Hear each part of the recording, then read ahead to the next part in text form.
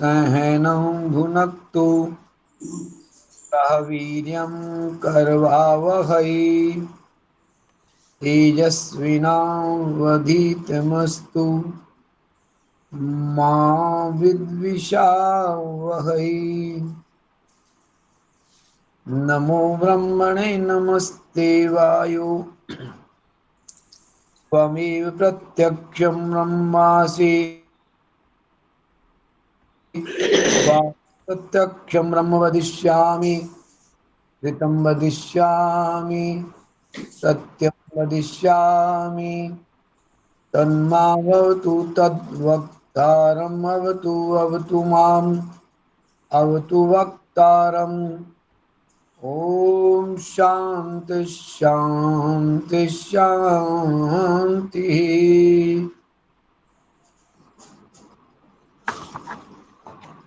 तो हम लोग पढ़ रहे थे संस्कृत पठन पाठन की अनुभूत सरलतम विधि। इसमें हम लोगों ने देखा था 5 उदाहरणों के साथ में कि हलंत संपूर्ण आगे पीछे हलंत लगने से उच्चारण पर किस तरह का प्रभाव होता है वो अपने लोगों ने देखा। और फिर हमने देखा कि शब्द 4 प्रकार के होते हैं, नाम, आख्यात, उपसर्ग और निपात। इसमें से उपसर्ग पर्यंत हम लोग पढ़ चुके थे। आज चौथे प्रकार का शब्द हम लोग देखेंगे। जो 4 प्रकार के पद कहे गए थे उनमें से पहला पद नाम है, संज्ञा शब्द। दूसरा पद आख्यात है जो वर्ब है, क्रियापद है। तीसरे प्रकार का पद है जो उपसर्ग है, उपसर्ग। सर्ग का मतलब जुड़ना, उपमाने पास में, जो क्रिया के साथ में पहले जुड़ जाता है। क्रिया से पहले उसका प्रयोग होता है और जब क्रिया के साथ में जुड़ता है तो क्रिया के अर्थ को विशिष्ट कर देता है। कई बार तो बिल्कुल विपरीत कर देता है, एकदम भी बदल देता है। कभी कुछ सहायता जैसे गच्छति के साथ आ जोड़ दिया तो सीधा लौटना, आना हो गया। गच्छति जाता है, आगच्छति आता है, पूरा विपरीत अर्थ। तो कहीं विपरीत हो जाता है, कहीं विशेष हो जाता है।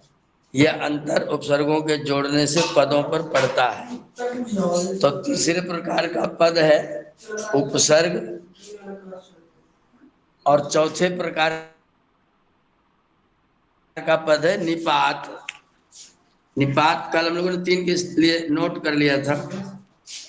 नाम, आख्यात और उपसर्ग तक हम लोग नोट कर चुके थे। चौथे प्रकार का पद निपात पद है। जो निपात है, पहले हेडिंग डालिएगा निपाता या निपातम।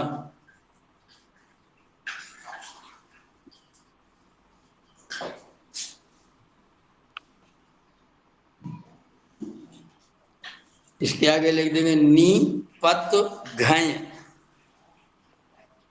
नी पत घय।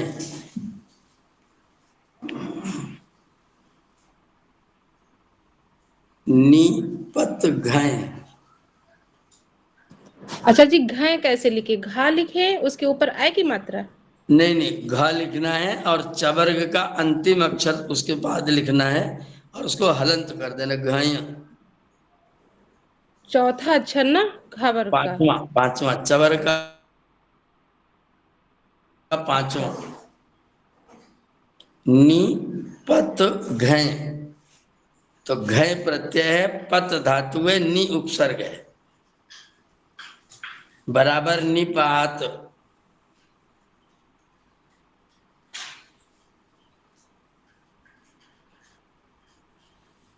क्या बताया इसमें मुनि जी?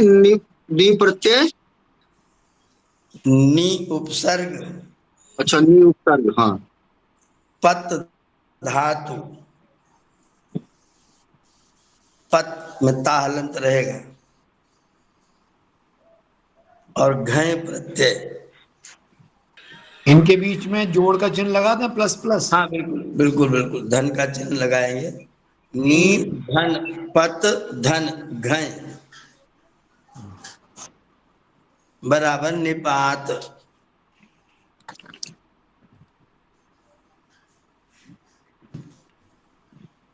यहाँ नी लगाने से क्या हुआ? उपसर्ग के क्या फायदा हुआ? शब्द बन गया अर्थ। इसका अर्थ है किसी भी, इसका परिभाषा लिख लीजिए।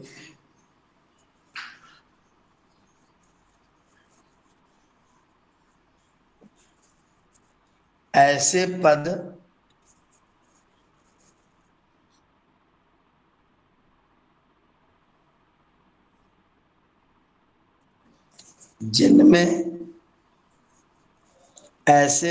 जिनमें धातु और प्रत्यय का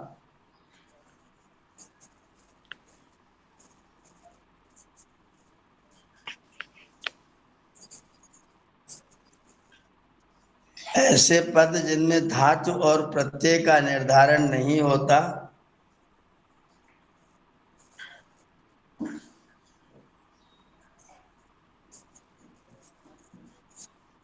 धातु और प्रत्यय का निर्धारण नहीं होता,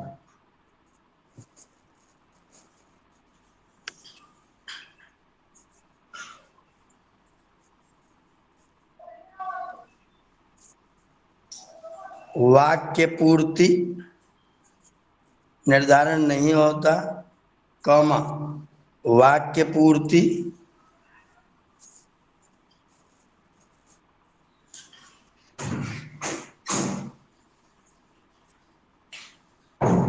संयोग और वियोग,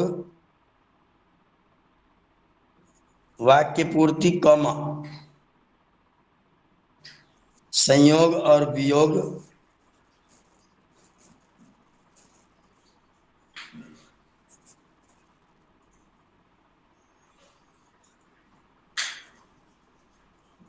संयोग और वियोग कॉमा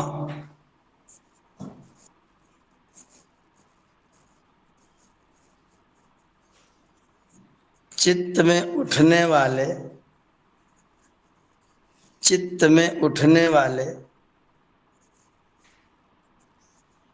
ये वियोग के बाद में लिखे ना।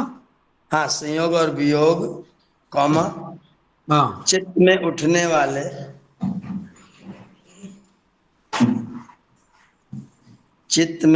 वाले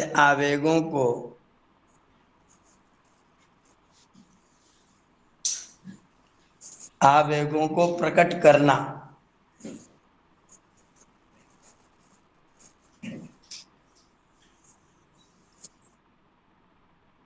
चित्त में उठने वाले आवेगों को प्रकट करना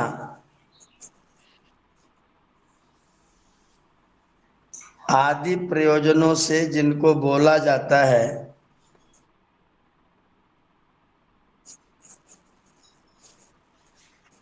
आदि प्रयोजनों से जिनको बोला जाता है,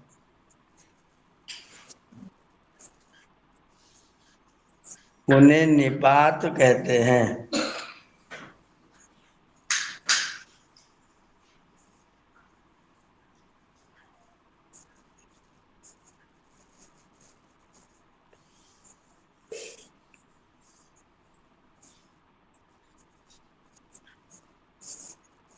ऐसे पद सदैव अव्यय होते हैं। ऐसे पद सदैव अव्यय होते हैं,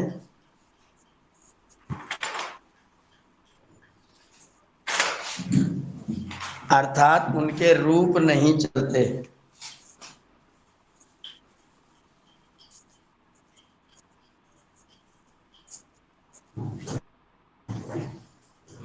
अच्छा, ये उपसर्ग भी अव्यय होते हैं?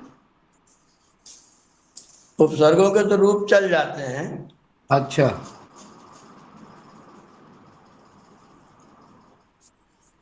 निपातों के रूप नहीं चलते।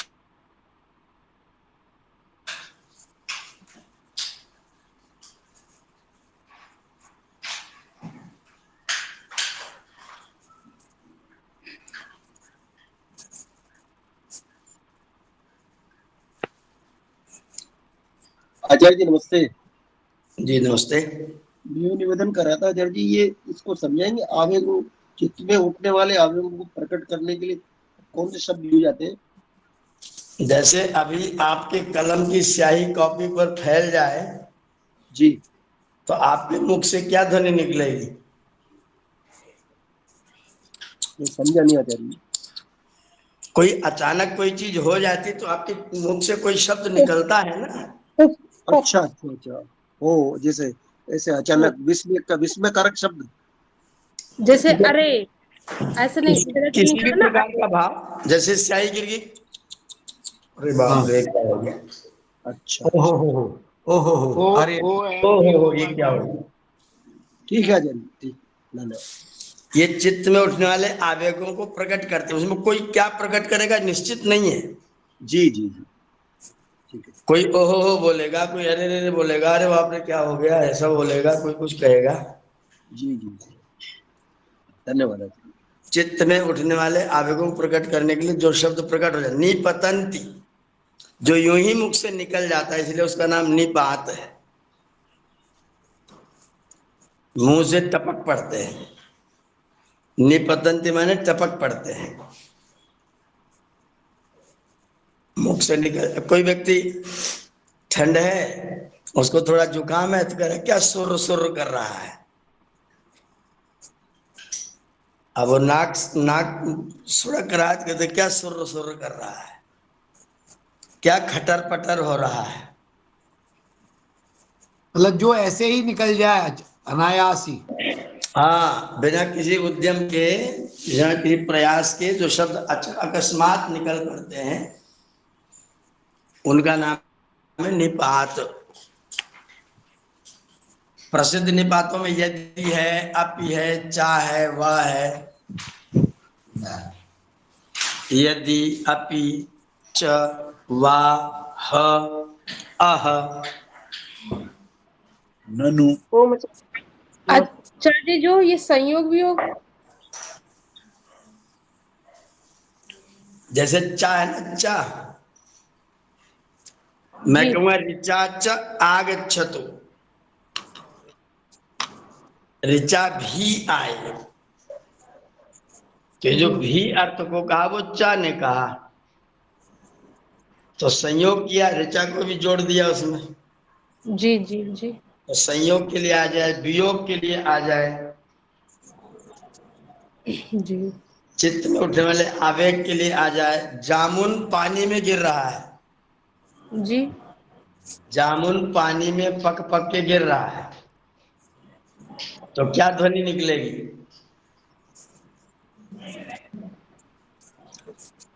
मतलब मैं मुझसे निकलेगी या ग्लुक मतलब पानी।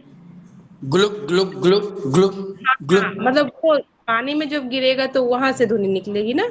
हाँ, नीचे हाँ पानी भरा, ऊपर से जामुन पक के गिर रहा है। हाँ, तो डूब डूब ऐसे करके निकलेगी। अब कोई डुब डुब कहेगा, कोई ग्लुक ग्लुक कहेगा, ग्लुक आम ग्लुक गिरा तो ग्लुक। थोड़ा सा, और आम छू के गिरा पानी में तो थोड़ा सा और तेज आवाज आएगी। तो ऐसी जो ध्वनियां निकलती हैं, जैसे एक बार राजा भोज ने अपने कवियों को कहा कि टटन टटन टन टटन टटन टटन, इसका श्लोक बनाओ। टटन टटन टन टटन टटन टटन, इसका श्लोक बनाओ। अब सब कवि लोग बैठे क्या बनाए, तो टटन टटन टन क्या चीज है, इसको कैसे बनाए, तो कालिदास ने पद बनाया। टन टनाटन। सोपान मार्गे मद व्यूहलाया। कवि कालिदास का श्लोक है, सोपान मार्गे मद व्यूहलाया। सोपान पर, सीढ़ी पर चढ़ती हुई मद से विह्वल, जवानी के अभिमान में रत, सोपान मार्गे मद व्यूहलाया, हस्ताच्युतो हेम घटो, हाथ से गिरा हुआ सोने का घड़ा। तो सोपान मार्गे प्रकरोति शब्दम टटन टटन टन टटन टटन टटन। सीढ़ी पर सोने का कलश गिर रहा है, तो हर सीढ़ी पर टटन टटन टन टटन टटन टटन करता हुआ नीचे आ रहा है। तो उनने श्लोक जोड़ दिया बना करके। राज्याभिषेके मद विह्वलाया हस्ताच्युतो हेम घटो युवत्या सोपान मार्गे प्रकरोत शब्दम टटन टटन टन टटन टटन टटन। अब ये टटन टटन टन टटन टटन टटन ये सब क्या है? निपात है। किसी ध्वनि का अनुकरण यूं ही निकल रहा है। जी जी जी आचार्य जी, धन्यवाद। इनका नाम है निपाता है। क्या आचार्य जी धातु के बारे में कुछ बताइए, धातु क्या चीज है? धा धंतु। धा माने धारण करना, तू माने वाला। जी। तो धातु माने धारण करने वाला। ओके। जो विभिन्न अर्थों को धारण करता है उसे धातु कहते। नोट कर लीजिए, जो विभिन्न अर्थों को धारण करता है। एक मिनट आचार्य जी। अच्छा जी, शुरू से धा प्लस धा धंतु।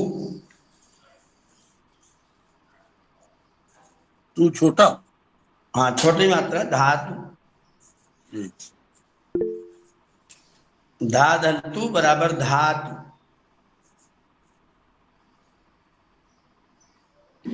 वो धा से धारण और तू से तू माने वाला, कर्ता के कर्ता को कहने के लिए तू प्रत्यय है।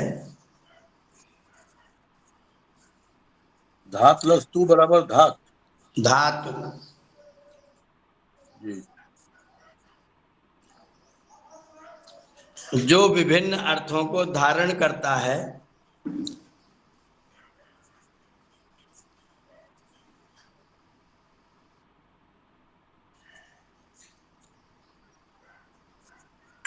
उसे धातु कहते हैं। यानी जैसा प्रत्यय लग जाएगा वैसा ही उसका जो है अर्थ निकल जाएगा। अब धातु तो धा है, धारण करना। अब धारण करने में कर्ता अर्थ लग गया तो धारण करने वाला हो जाएगा। जैसे गम धातु, पट धातु। जो ये विभिन्न सब अर्थों को धातुएं धारण हैं करता है। जो अर्थ को धारण करता है। विभिन्न अर्थों को धारण करता है। हम्म। उसे धातु कहते हैं। आचार्य जी ये लिखा धा धंतु बराबर धातु, जो विभिन्न अर्थों को धारण करता है उसे धातु कहते हैं। इसके बीच में जी। पहले और कुछ बोला था आपने, धा बराबर क्या, कुछ ले जाना क्या? धा धारण माने करना। धारण करना, अच्छा, धा माने धारण करना। हाँ, फिर अत्तु माने? करने वाला। जी जी धन्यवाद। जो अर्थ को धारण करे वो धातु।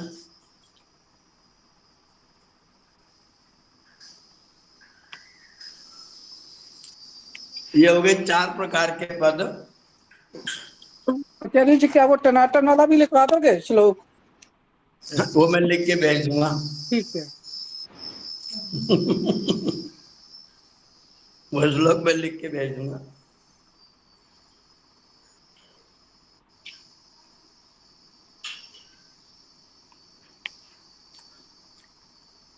इसके बाद में एक विशेष चैप्टर है, नाम पद के भेद। ऐसा कि हेडिंग डालिए, नाम पद के भेद।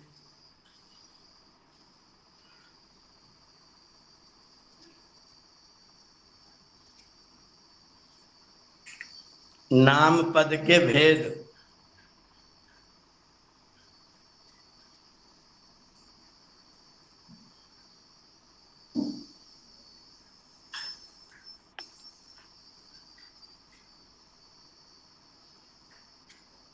नंबर 1 लिंग। नाम पद के भेदों में नंबर 1 लिंग।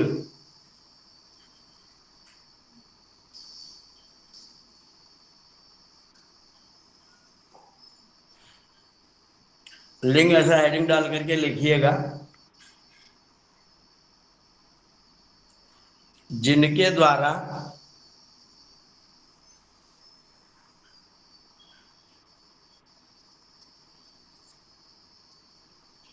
जिनके द्वारा पद अथवा पदार्थ में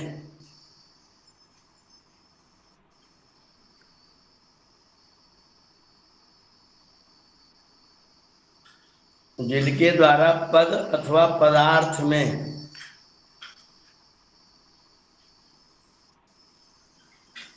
स्त्रीत्व स्त्रीत्व स्त्री फिर आधाता और वह स्त्रीत्व कौमा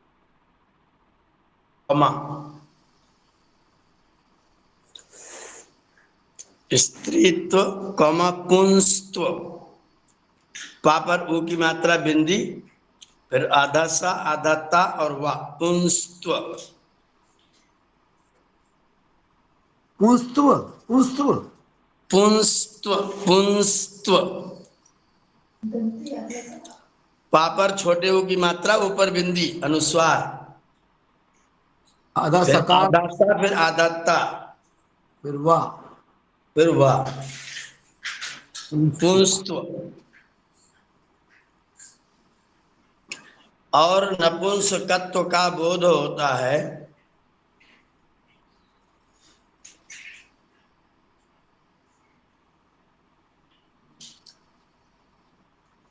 नपुंस में सा पूरा लिखें क्या? हाँ पूरा सा रहेगा, पूरा का रहेगा। नपुंसकत्व नपुंसकत्व का बोध होता है। का बोध होता है उसे लिंग कहते हैं।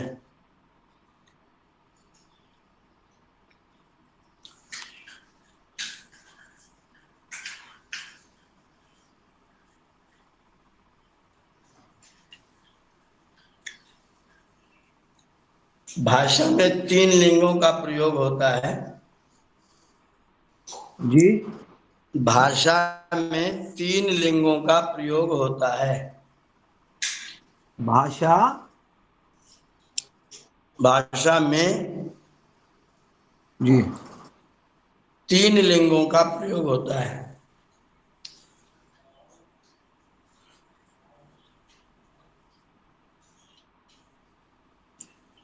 नंबर 1 पुल्लिंग,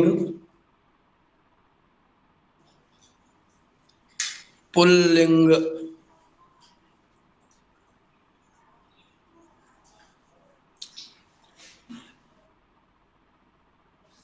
नंबर 2 स्त्रीलिंग,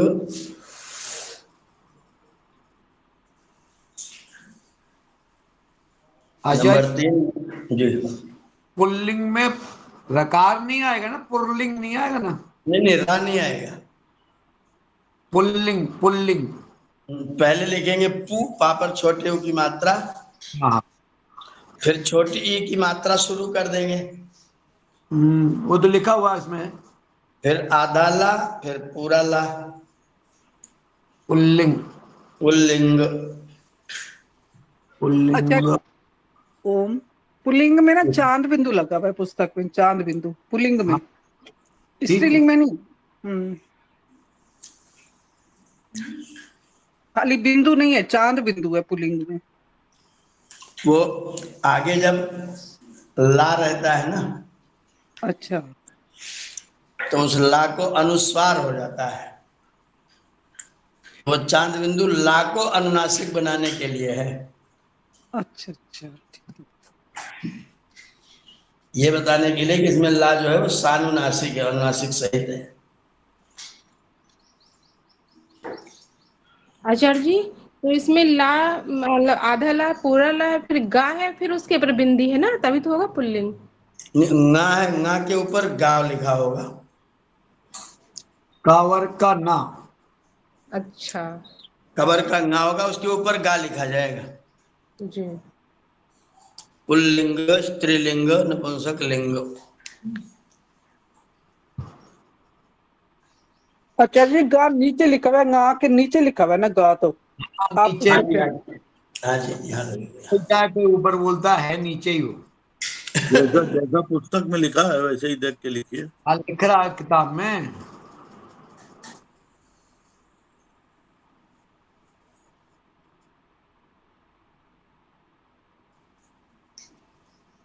ये हो गया पहला भेद लिंग। नहीं, अभी पुल्लिंग हुआ है ना, स्त्रीलिंग और नपुंसकलिंग हो रहा है ना। हाँ पूरा लिख दे, पुल्लिंग, स्त्रीलिंग और नपुंसकलिंग।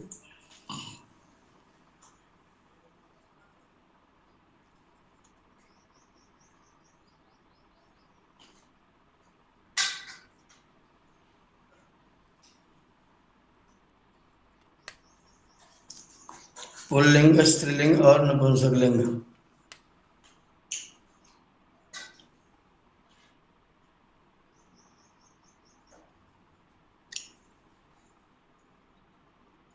फिर भेद नंबर 2।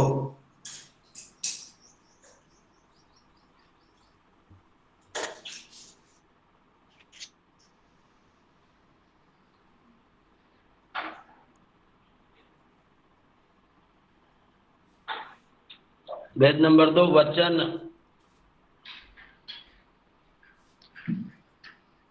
वचन।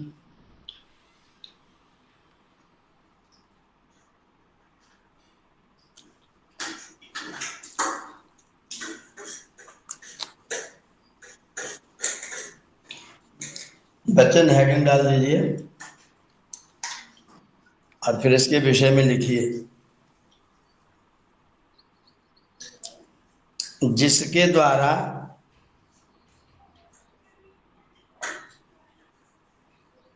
जिसके द्वारा वाच्य पदार्थ की जिसके द्वारा वाच्य पदार्थ की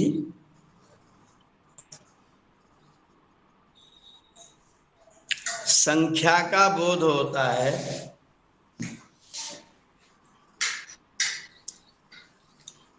जिसके द्वारा वाच्य पदार्थ की संख्या का बोध होता है,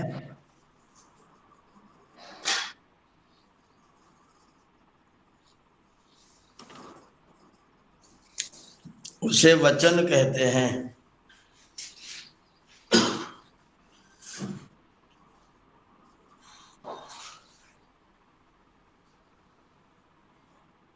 एक वचन, द्विवचन, बहुवचन, ऐसे।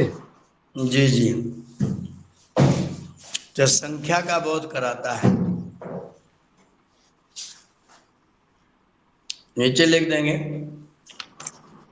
एक संख्या को बतलाने के लिए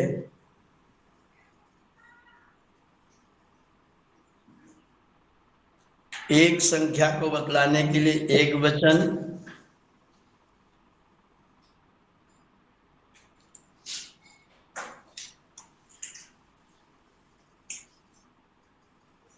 एक संख्या को बतलाने के लिए एक वचन,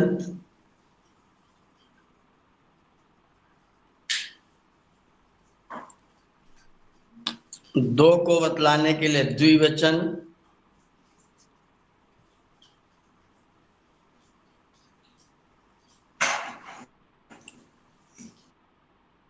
दो को बतलाने के लिए द्विवचन,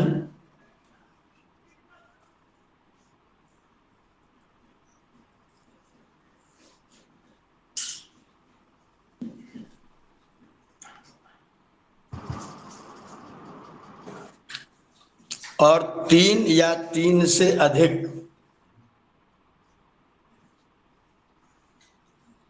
और तीन या तीन से अधिक संख्या को बतलाने के लिए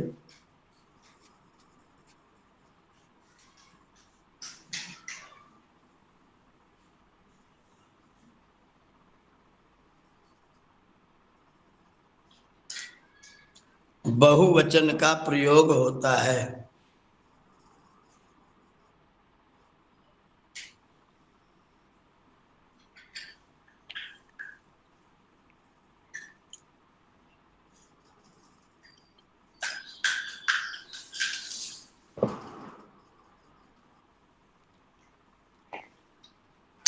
एक को कहने के लिए एक वचन, दो को कहने के लिए द्विवचन, और तीन या तीन से अधिक को कहने के लिए बहुवचन का प्रयोग होता है।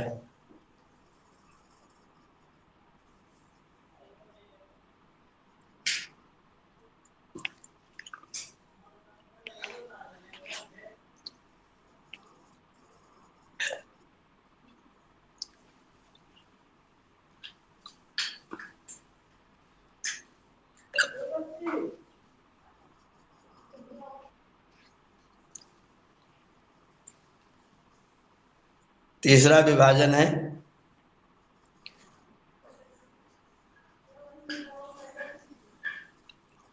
कारक।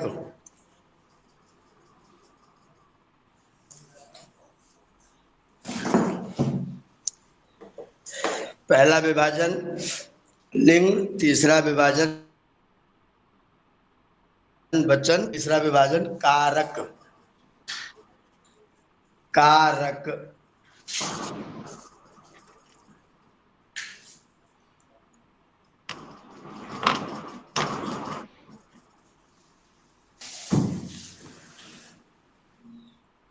इसकी परिभाषा लिखेंगे।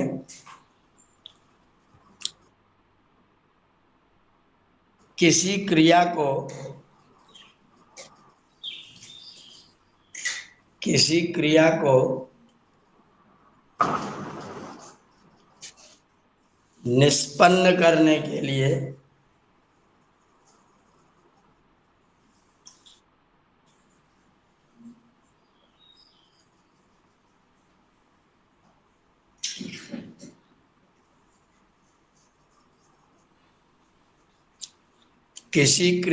निष्पन्न करने के लिए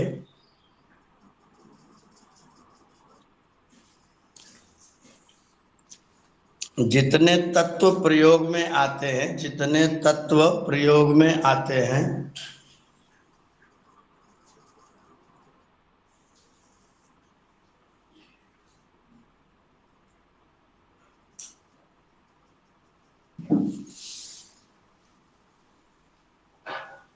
उन्हें कारक कहते हैं।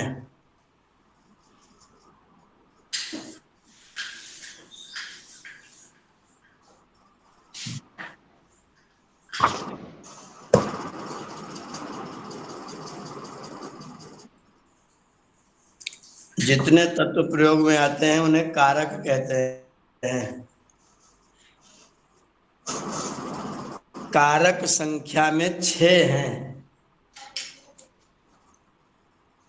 कारक संख्या में 6 हैं।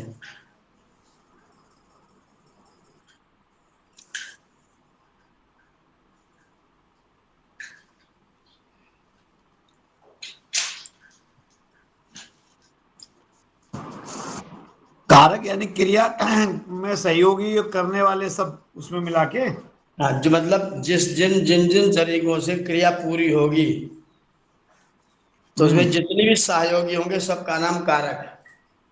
जी। कुल कारक 6 हैं। नंबर 1 कर्ता,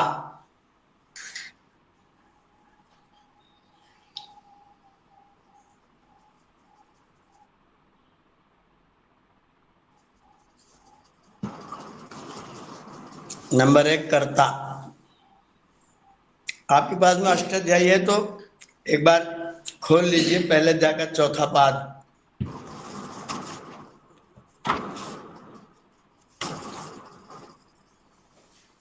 पहले अध्याय का चौथा पाद 21 सूत्र के बाद। बहुषु बहुवचनम कारके है ना, कारके। कार के 23 नंबर। हाँ, यहां से पूरा कारक प्रकरण है। अच्छा, तो अब मैं एक एक कारक का बताता जाऊंगा। कौन सा प्रथम का आचार्य जी, कौन सा बोल रहे हैं? प्रथम अध्याय का? चौथे पाद का 23वां सूत्र। 1-4-23। पहले अध्याय का चौथे पाद का 23 सूत्र के आगे कारके। कारके, यह अधिकार सूत्र है। इसके आगे कारक के बारे में चर्चा करेंगे। तो आपने भी हेडिंग डाला है कर्ता।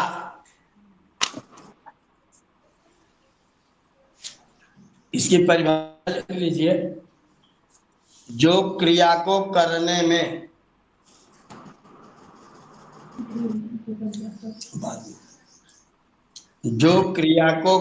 में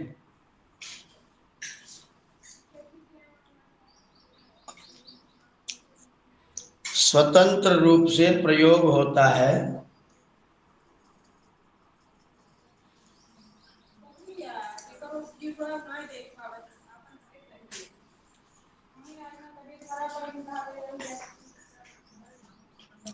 जो क्रिया को करने में स्वतंत्र रूप से प्रयोग होता है उसे कर्ता कहते हैं।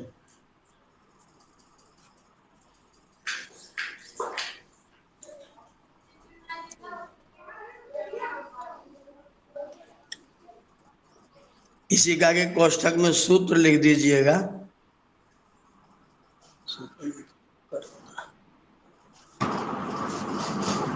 54 नंबर सूत्र, इसी पाठ का नंबर 54। स्वतंत्र कर्ता, स्वतंत्र कर्ता। 1454।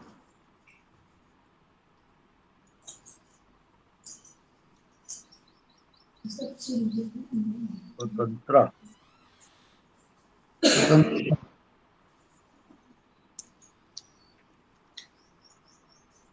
कर्ता वो है जो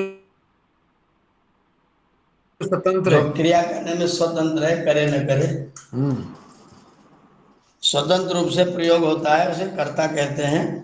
सूत्र स्वतंत्र कर्ता।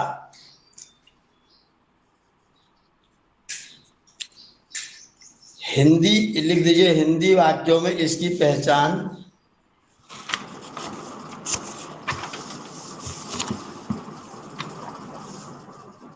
हिंदी वाक्यों में इसकी पहचान प्रायः ने पद से होती है। ने,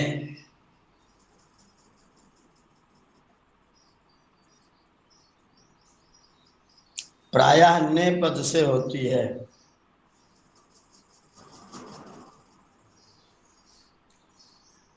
उसने, इसने, ने लगेगा माने वो करता है। तो हिंदी एक वाक्यों में उसकी पहचान ने पद से होती है।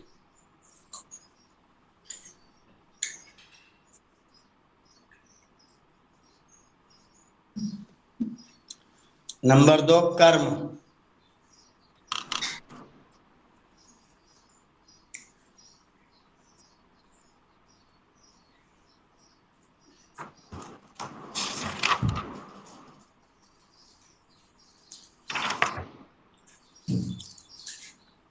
नंबर 2, कर्म। कर्ता, इसकी परिभाषा लिखिएगा। कर्ता, कर्ता, रा ऊपर जाएगा, कर्ता। अच्छा, ये डबल ता तो विकल्प से है, मतलब लगाना ही चाहिए। विकल्प विकल्प विकल्प विकल्प आप सब एक ही रख सकते हैं।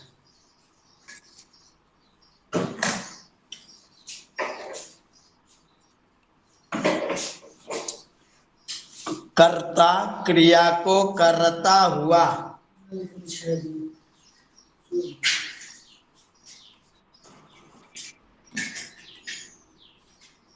कर्ता क्रिया को करता हुआ।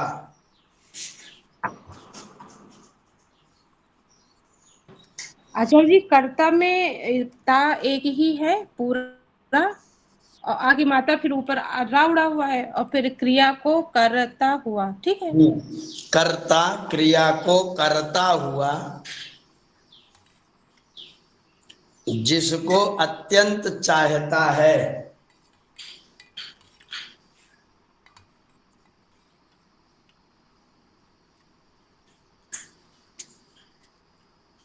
जिसको अत्यंत चाहता है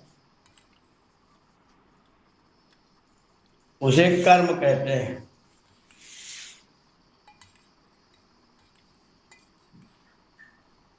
चाहने का मतलब यहाँ से यहाँ पर है। जैसे मैं बाजार जा रहा हूं, जी, किस लिए जा रहा हूं? उसे लेने के लिए।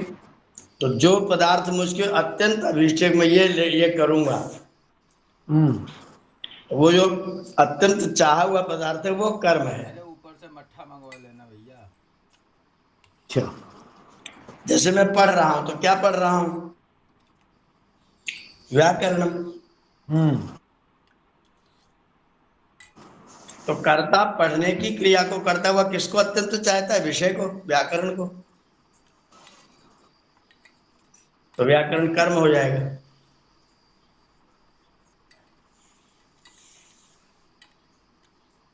कर्ता क्रिया को करता हुआ जिसको अत्यंत चाहता है उसे कर्म कहते हैं।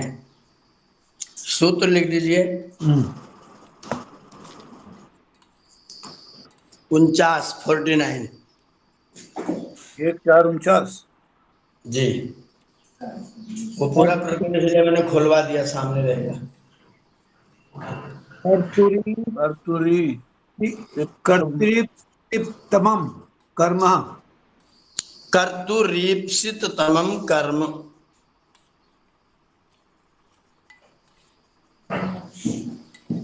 कर्तुरीप्सित तमम कर्म।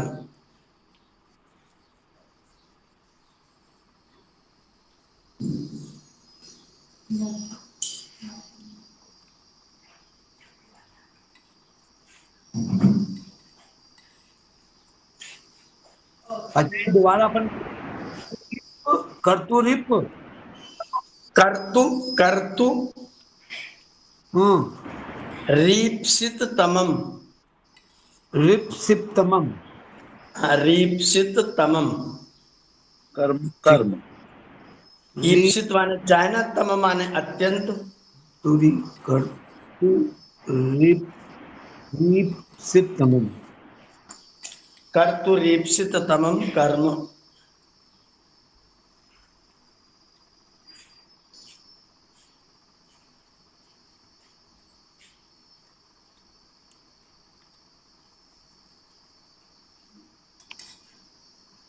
दो ता है इसमें। हाँ, रीप्सित मिता है, फिर तमम है। इसका इसका विच्छेद क्या है चाहिए? कर्तु कर्तुः ईप्सित तमम। ईप्सित हाँ, ईप्सित तमम।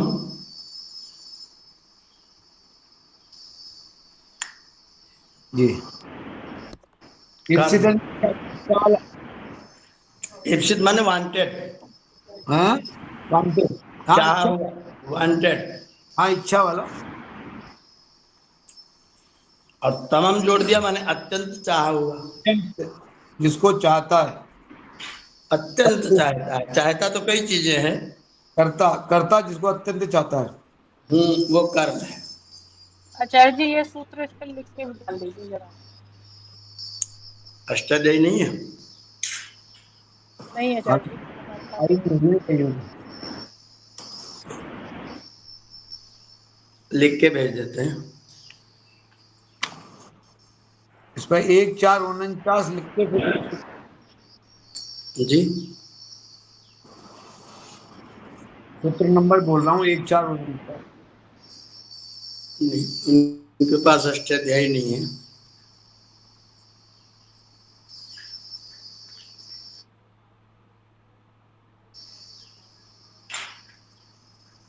आचार्य जी बिना अष्टाध्याय के किसी वाणी की व्याकरण पढ़ेंगे?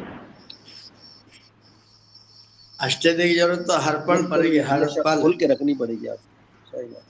टेबल पे रखनी पड़ेगी अपने। मैंने सूत्र भेज तीन दिया है। रखनी पड़ेंगे एक साथ, अष्टाध्यायी, पुस्तक और कॉपी। ये पुस्तक का नाम है आचार्य जी? हाँ, पुस्तक का नाम है अष्टाध्यायी। तो आचार्य जी ईप्सित में कि बड़ा या छोटा? रीप्सित तमम। हाँ जी। री में बड़ा है, सी में मैंने लिख दिया, सूत्र ग्रुप में इसका डाल संधि देंगे। विशेष जो किया ना, कर्तु जमा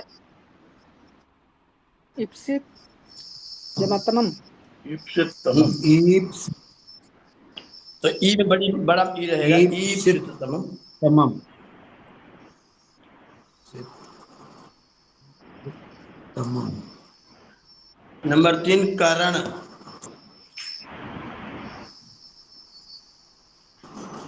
कारण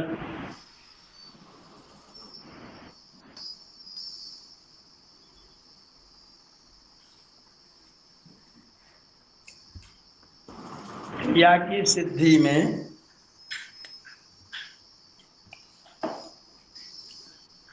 क्रिया की सिद्धि में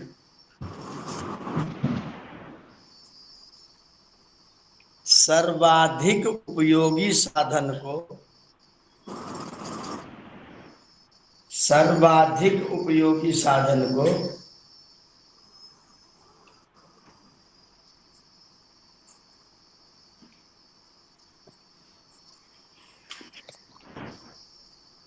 करण कहते हैं।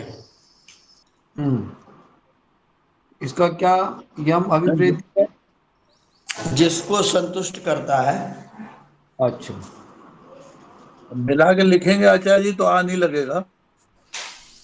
हाँ, तब तो माँ पूरा हो जाएगा। जी, यम अभिप्रैति। जी जी, जिसको संतुष्ट करता है वो संप्रदान है।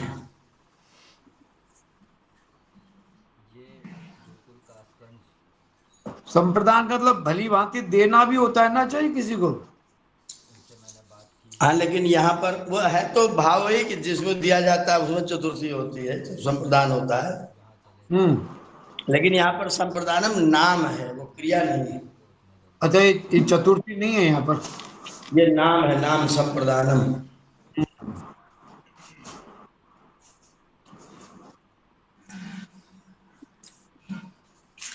पांचवा कारक है अपादानम।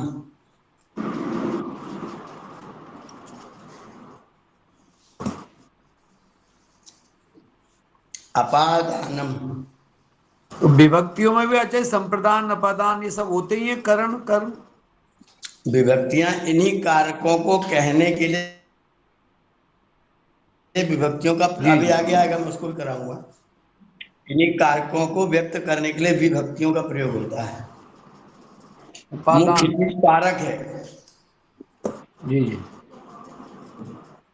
तो कारक में पांचवा कारक है अपादानम।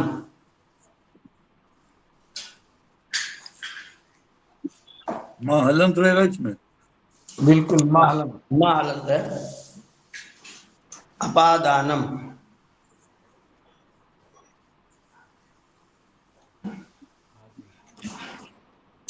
अलग होने की क्रिया में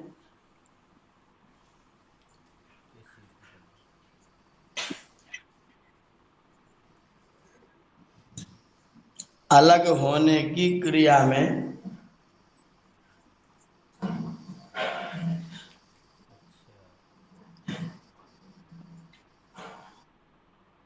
क्या बताऊं। कुछ नहीं चल रहा है, पढ़ा लिखा करके आए पेपर। जिससे कोई वस्तु अलग होती है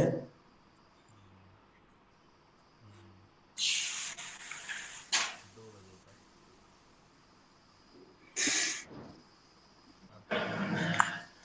उस स्थिर वस्तु को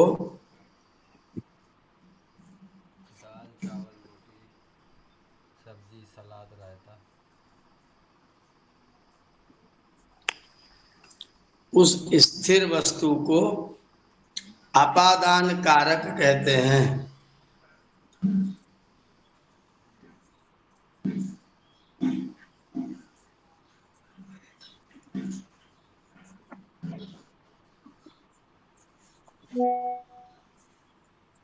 जैसे आचार्य जी पेड़ से पत्ता का अलग होना। हाँ, जैसे पेड़ से, मैं गांव से आ रहा हूं, जी। गांव तो वहीं रह गया, मैं इधर आया, चला आया। तो मैं गांव से अलग हो गया तो गांव स्थिर है। अच्छा, गांव स्थिर है। तो स्थिर वस्तु को अपादान कारक कहते हैं, गांव को अपादान कारक कहेंगे। हाँ, जो स्थिर वस्तु उसका नाम अपादान है। जैसे पेड़ से होता है पत्ता अलग, तो पेड़ को कहेंगे। हाँ, पेड़ को अपादान है। पेड़ से पके हुए आम का गिरना। हाँ, बिल्कुल। अच्छा जी, जैसे दुकान से कपड़ा आ रहा है ये भी होगा? हाँ, बिल्कुल, दुकान से कपड़ा अलग हो रहा है ना, जी जी, तो तो दुकान दुकान। अपादान है। जी जी जी, इधर जी धन्यवाद। घोड़े से अगर कोई गिरेगा तो उसमें तो घोड़ा भी तो स्थिर नहीं है ना। हैं? अगर घोड़े से कोई पुरुष या बच्चा गिरता है तो घोड़ा तो दौड़ते घोड़े से गिर रहा है, तो फिर उसमें क्या करेंगे? घोड़े की टांगे दौड़ रही, पीठ तो स्थिर है ना जहां से गिरा है वो। वो तो पूरा शरीर ही गतिमान है आचार्य जी। नहीं, पैर दौड़ रहे, पीठ अपने आप अपने स्थान पर स्थिर है ना। मतलब पूरी बॉडी गतिमान होती है ना आचार्य जी। वो सब दौड़ता है, लेकिन पीठ तो नहीं दौड़ती ना, आगे पीछे हो जाए पीठ घोड़े से, कभी मुंह पर आ जाए, कभी पूंछ पर आ जाए। वो तो ठीक है।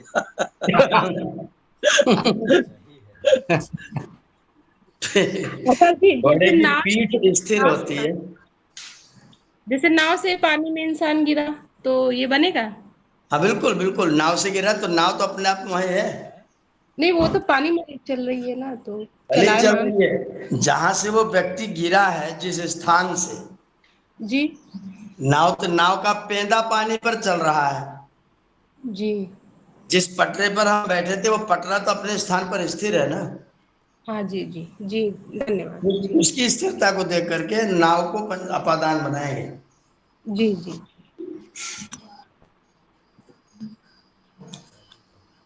एक छठा कारक और लिख लीजिए। क्या होती है? इसका कोई सूत्र है आचार्य जी? हाँ, इसका सूत्र है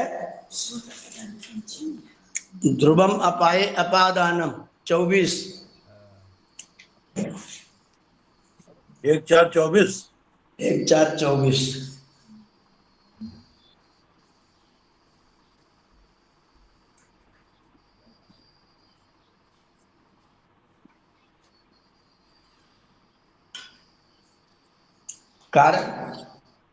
कारक नंबर 6, अधिकरणम।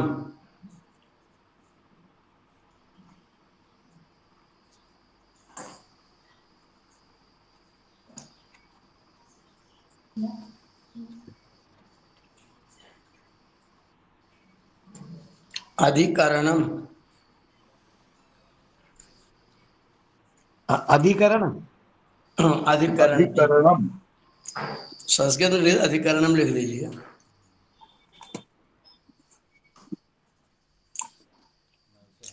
क्रिया की सिद्धि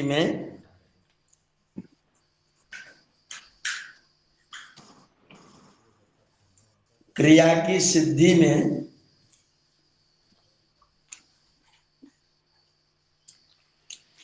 कर्ता और कर्म के, क्रिया की सिद्धि में कर्ता और कर्म के क्या? कर्ता और कर्म के आधार को अधिकरण कहते हैं। कर्ता कर्म के आधार आधार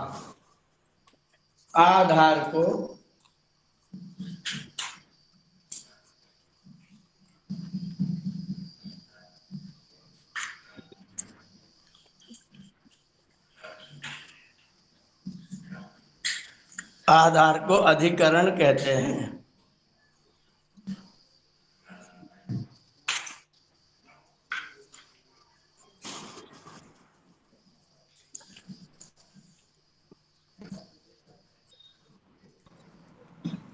आचार्य जी, जो हिंदी में तो यही वही चल रहा है ना, कर्ता कर्म को करण से संप्रदान के लिए अपादान, वही है क्या आचार्य जी?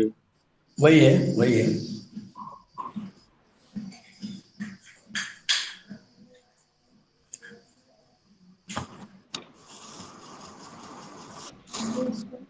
इसका सूत्र कौन था? छठ 45 आधारोधिकरणम और ये 5वें नंबर का सूत्र नहीं लिखा है।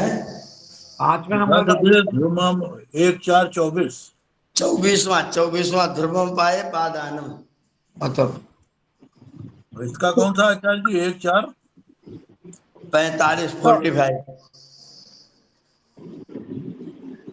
आचार्य, ध्रुवम पाए को आपने कैसे खोला? ध्रुवम अपाये अपादानम।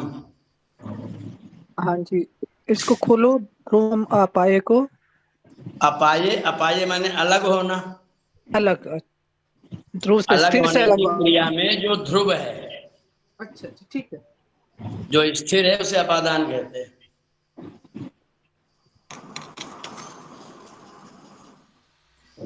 अधिकरण का कौन सा होता है? 45 कौन सा? 45 4 45। 45।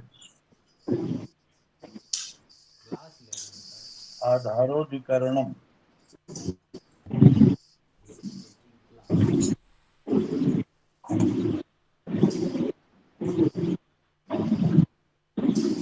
जी इसको थोड़ा सा अधिकरण को क्रिया की सिद्धि में कर्ता और कर्म के आधार को अधिकरण कहते हैं क्या?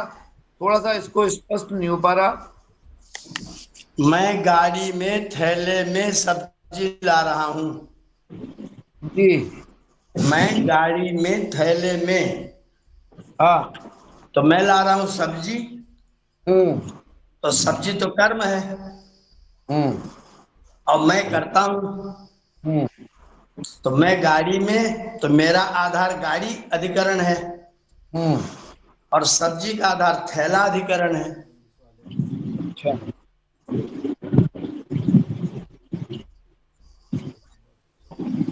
है ना? जी। दो चीजें, एक मैं करता हूं और मेरा कर्म सब्जी है।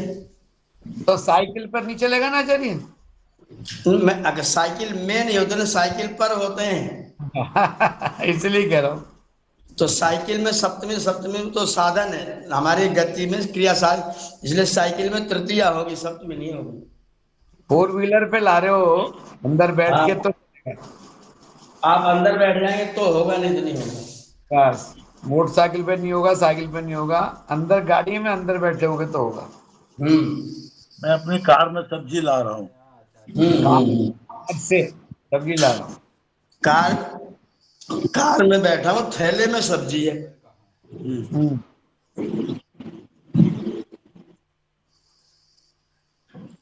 कर्म का आधार क्या हुआ इसमें? सब्जी? कर्म का आधार थैला, पहला थैले में सब्जी रखी है ना। जी। आधार माने जो उसको धारण करता है। ओके। तो मेरे को तो गाड़ी ने धारण कर रखा है और थैले ने सब्जी को धारण कर रखा है। तो अजय जी मैं गाड़ी में जा रहा हूँ वो भी तो चलेगा? हाँ, हम यानी गच्छामि, वो भी तो अधिकरण में आ जाएगा ना? बिल्कुल बिल्कुल, एक हो या दो हो, कोई भी,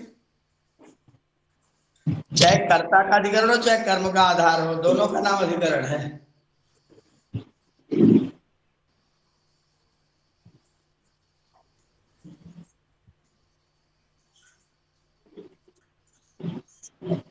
ठीक है भगवान। तो ये नाम पद के भेद है, लिंग, वचन और कारक। अभी हम एक विभक्ति भी भेद इसका करेंगे बाद में। आज के लिए आप लोगों का धन्यवाद। बहुत बहुत धन्यवाद आपका। धन्यवाद।